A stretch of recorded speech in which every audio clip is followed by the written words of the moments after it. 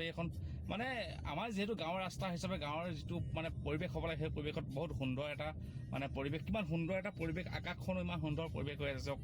আপোনালোকক মই দেখাবলৈ দেখুৱাইছোঁ মোৰ ব্লগটোৰ যোগেদি কিন্তু ইমান ধুনীয়া এটা পৰিৱেশ হৈ আছে কি ক'ম আৰু আজি এপাক আমি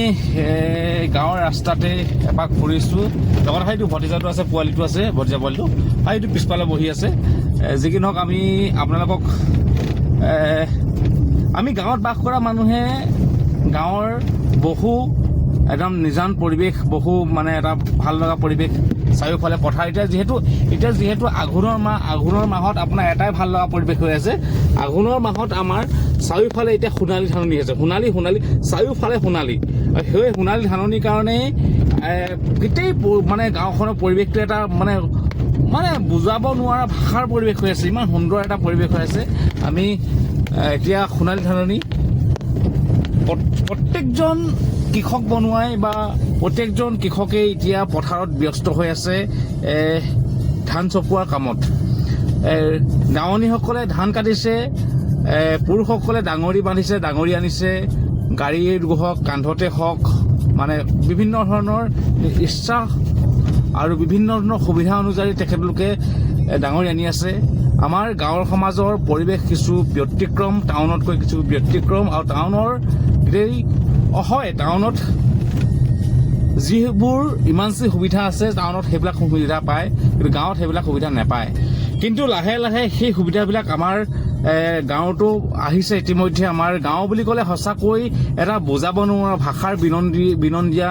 এটা গাঁও যিটো আমাৰ ওচৰতে হায়াৰ ছেকেণ্ডেৰী আছে মানে কলেজখনলৈ প্ৰায় 10 কিলোমিটাৰ হ'ব ওচৰতে স্বাস্থ্য কেন্দ্ৰ আছে স্বাস্থ্য সেৱা আছে মানে বিভিন্ন ধৰণৰ সুবিধা আছে আমাৰ সেইকাৰণে মই আপোনালোকক এটা কথা জনাব বিচাৰিছোঁ আমাৰ বহু সুবিধা সেইকাৰণে এইফালে ৰ'দটোৱে ডিষ্টাৰ্ব দিছে ৰ'দ ওলাই আছে আপোনাৰ একদম ধুনীয়া ফৰকাল বতৰ হৈ আছে আমাৰ ধুনীয়াকৈ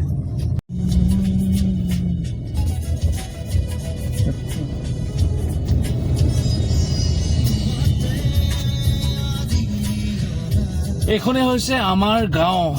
আমি গাঁৱত বাস কৰা মানুহ সদায় গাঁৱলীয়া মানুহ বুলি মানুহে হাঁহে যি কি নহওক এইখন আমাৰ গাঁও আপোনালোকক অলপমান দেখাইছোঁ আমাৰ যিহেতু গাঁৱৰ ৰাস্তাবিলাক ভিতৰৰ ৰাস্তাবিলাক ভালেই পকী ৰাস্তা সেয়েহে আপোনালোকক এপাক দেখুৱাইছোঁ আজি গাঁৱতে এপাক মানে গাড়ীখন লৈ এপাক ফুৰিছোঁ বুলি ক'ব লাগিব যে গাঁৱতে আমি মানে ফুৰিছোঁ আৰু এই গাঁৱতে আমাৰ আমাৰ গাঁওখনৰ নাম হ'ল শুকানজান গাঁও আমি তিতাবৰ সম জিলাৰ অৱস্থিত তিতাবৰ সম জিলাৰ যি স্বীকৃতি পাইছে আমি শুকানজান গাঁৱৰ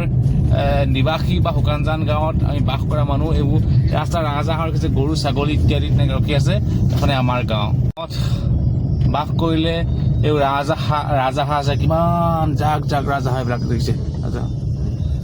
এইফালে সেইখন ট্ৰেক্টৰত এতিয়া যিহেতু আঘোণৰ মাহ ডাঙৰি আনি আছে এইখন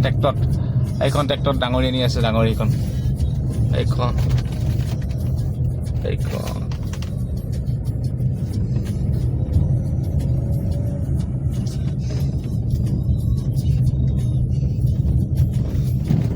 আৰু এইখনেই হৈছে আমি শৈশৱত পঢ়াৰ এখন আমাৰ